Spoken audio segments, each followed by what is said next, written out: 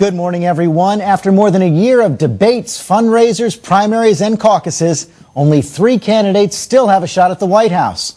And we were back on the trail this week with the man Republicans have chosen to make their case. Everybody over here. There you go. Thanks very much. John McCain's Potomac primary sweep. Thank you, voters of Maryland, Virginia, and the District of Columbia. Sealed the deal. But with Wisconsin voting on Tuesday, McCain stayed on the trail. Ready to go someplace warm? Stand out there in the cold, do you? Training fire on the Democrats. Well, they were wrong when they said that we couldn't succeed militarily. We're going to have a great debate between myself and either what apparently will be Senator Clinton or Senator Obama. Taking nothing for granted. Please remember the words of the late Mayor Daley of Chicago, who once said, "Vote early and vote often." Good to see you, sir. How are you? Good. I'm well, thank you. We caught up with him in Milwaukee. You're a superstitious man. You got the lucky penny?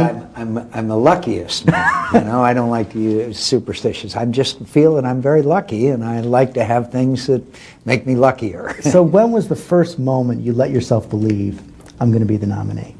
I haven't yet. Not yet? Well, I think we got to go through it. I think we've got a very good shot at it, and I'm optimistic. But I think the time to do that is when Governor Huckabee and the party decides that I am the nominee. He's still in the race, and he said he's going to stay in, and I respect that. So we'll compete. Back in 2005, you said, "I have no doubt that Senator Clinton would make a good president." Well, look, here's Senator Clinton and I are sitting next to each other. And we're asked, would she, quote, be a good president?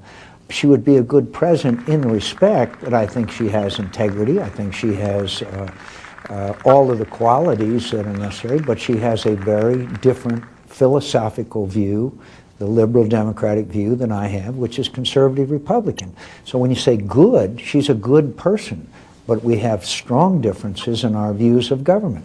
I think she is a very good person. I think that Senator Obama is a good person. But not good presidents. They certainly wouldn't make the kind of president that I would be, or I wouldn't be running. You see my point? It's not a, quote, good. I think they would work hard. I think they would be dedicated to the things that they believe in and stand for. I just have different fundamental philosophical views than they do. But it sounds like you wouldn't say the same thing today. I would say that they would be good in the respect. They're people of good character, honesty, integrity.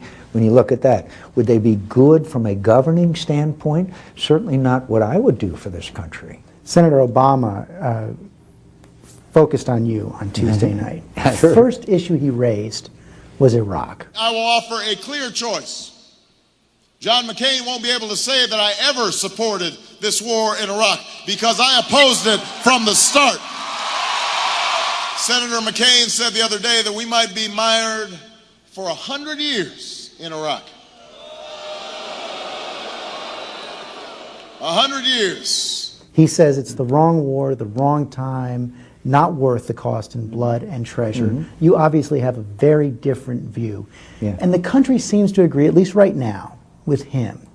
Can you win that argument, and can you win the White House if you don't?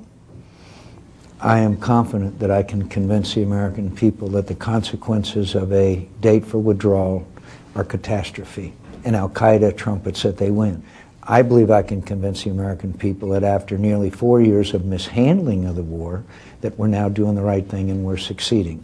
I think I can convince the American people that continuing with this strategy, we will be able to withdraw more troops, we will provide a political and economic stability along with military stability. Look, you know, let me just remind you that Senator Clinton and Senator Obama both said the surge wouldn't work, okay? They said it wouldn't work. Most objective observers believe that it is. They said that politically there would never be any progress in Iraq. Well, they just passed a series of laws that a little bit better than what we do in Washington. They passed a budget. But more importantly, they're going to have provincial elections. More importantly, they're going to have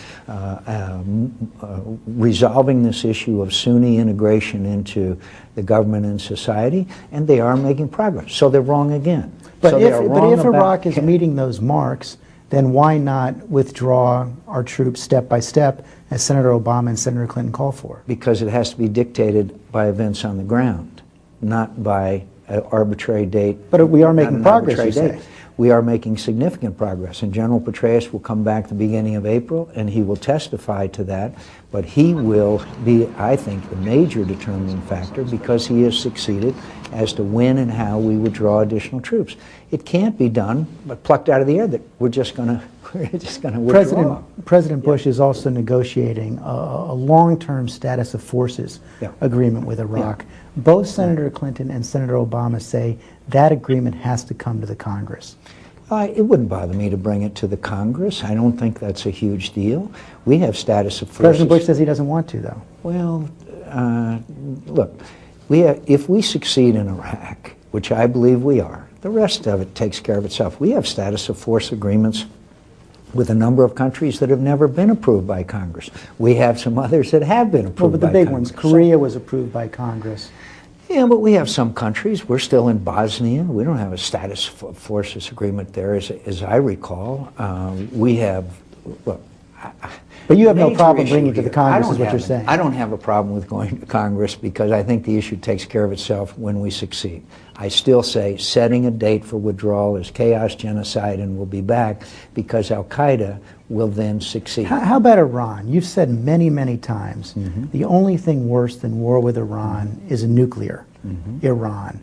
Would President McCain come to Congress before taking military action against Iran? Unless it was some dire emergency that required, I mean, they were about to launch or something like that, but under almost all reasonable scenarios, of course. George, I really believe that, having been a member of Congress all these years, that we have to have more of a partnership with the Congress. We have to have more consultation. We have to do those things. But there still is only one title of Commander-in-Chief, one person with that title. Number one issue right now, the economy. Senator Obama went at that on Tuesday night as well. I admired Senator McCain when he stood up and said that it offended his conscience to support the Bush tax cuts for the wealthy in a time of war. But somewhere along the road to the Republican nomination, the Straight Talk Express lost its wheels because now he's all for those same tax cuts. He says basically you've sacrificed your principles for the sake of the nomination. Well, for a long time I have said that I thought the tax cuts ought to be made permanent. For a long time back I said, look, we got to have spending restraint the way that Reagan did when he restored our economy when it was in the tank, thanks to then President Carter's mismanagement of the economy, and we entered into a great period of prosperity in America. Spending restraint is why our base is not energized. Spending restraint is why we are having to borrow money from China, and we've got to have spending restraints in my view. But to impose on the American people what essentially would be a tax increase of thousands of dollars per family in America is not something I think, well, I'm sure would be bad for the economy of this country. So on taxes, are you a read my lips candidate? No new taxes, no matter what?